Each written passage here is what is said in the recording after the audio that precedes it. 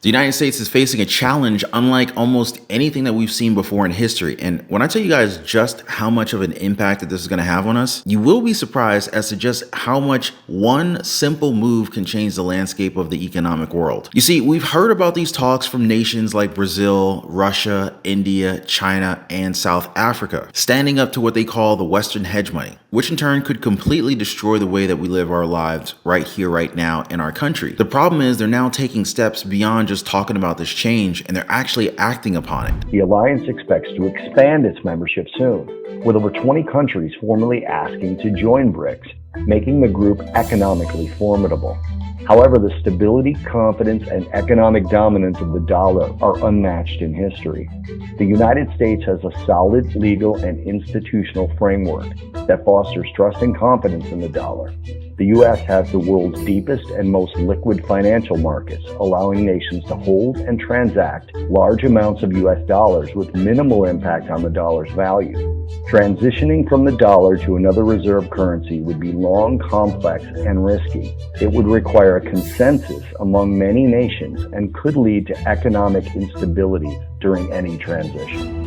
Now, if you guys follow this channel, you would know that the BRICS nations want to introduce a gold-backed currency, kind of like the good old days, you know what I mean? And with that, the last line of transitioning from the dollar causing economic instability, well, it seems like we may be getting closer and closer to it. To date, the BRICS nations makes up about 40% of the world's population and about 25% of the global GDP. Now, with that being said, do any of you guys think that they'll ever be successful in removing the dollar from its currency dominance? Comment a quick yes or no on that one, and while you guys are at it, make sure to hit the like button for the video. Don't forget to subscribe to the channel, and if you own a home, make sure your home is protected. Get your free home warranty quote. There's a link in the description down below this video. It takes about 10 seconds. All right, guys. So the BRICS nations, they've been around since like 2009, 2010, something like that, if I remember correctly, meaning that they've been working together for more than a decade now, which makes this bit of news not all that surprising, although it is still startling for a lot of us. Iran and Russia, who both have a bone to pick with the United States due to multiple sanctions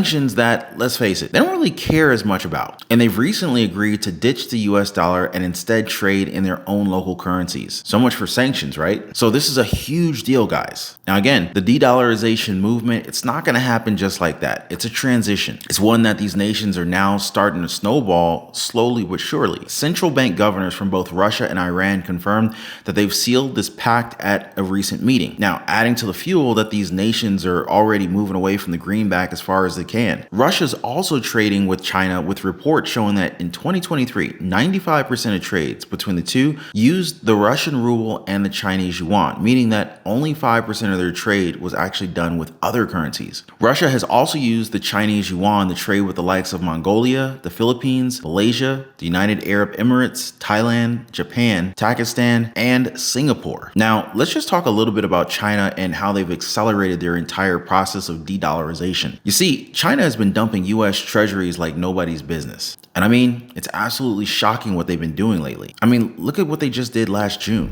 China, the second biggest holder of US treasury debt, has cut exposure for the third consecutive month. In June, China's total debt holding stood at $835.4 billion. That's down by over $11 billion in May this year. On the other hand, Japan and the United Kingdom, the largest and the third biggest US debt holders, respectively, have increased their share. Reports suggest that Japan increased its holdings by $8.8 billion to over $1.1 trillion, while the United Kingdom boosted its holdings by $11.9 billion to $672.3 billion. Experts cite two big reasons for China's move to cut its exposure to US debt. China aims to diversify its foreign reserves to increase its trade with the developing world. The increasing trend of de-dollarization in global trade, where countries are ditching the US dollar for other currencies, has influenced China to reduce its dependence on the dollar and back its currency for global trade. Now, as you can see, allies still continue to pick up our debt while countries like China are cutting it off. Another country who's doing the exact same thing is Saudi Arabia. In fact, their US Treasury holdings were down to a 6-year low last June as well. Now, if you guys are aware, the US and Saudi Arabia actually have a sweet deal when it comes to oil.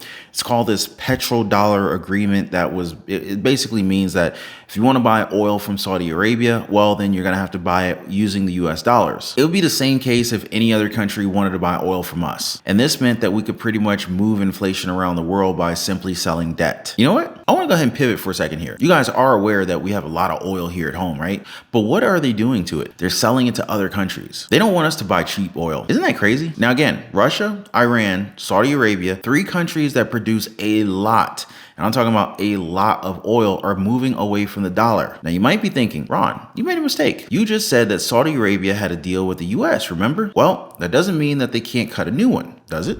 Russian President Vladimir Putin departed from Riyadh earlier in the day, and while his visit sparked considerable interest and speculation, questions about Russia's relationship with West Asia triggered concerns. And the big question, however, arises, is Putin's West Asia visit about mediating in Israel's war, or whether Russia, who's at war with Ukraine for over 20 months now, can find cash to fund ammunition and gear up for a long war? While Putin's agenda continues to remain a mystery, the Russian president's visit goes beyond economic consideration. At an investment conference, Putin says that Russia is ready to cooperate with China in any area, including military technology.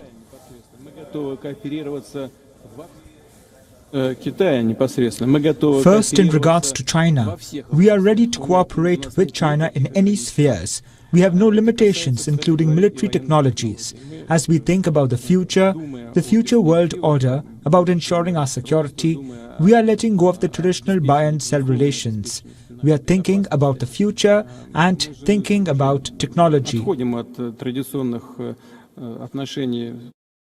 So we will be working with the People's Republic of China. We have very good, trustful relations with Xi Jinping on the governmental level, on the level of business community. I have no doubt that nobody will be able to stop us or delay our development.